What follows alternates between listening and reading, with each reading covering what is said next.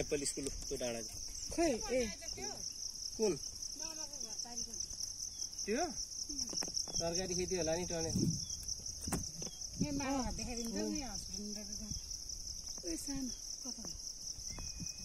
मामा घर उ यहाँ हो सानो मामा घर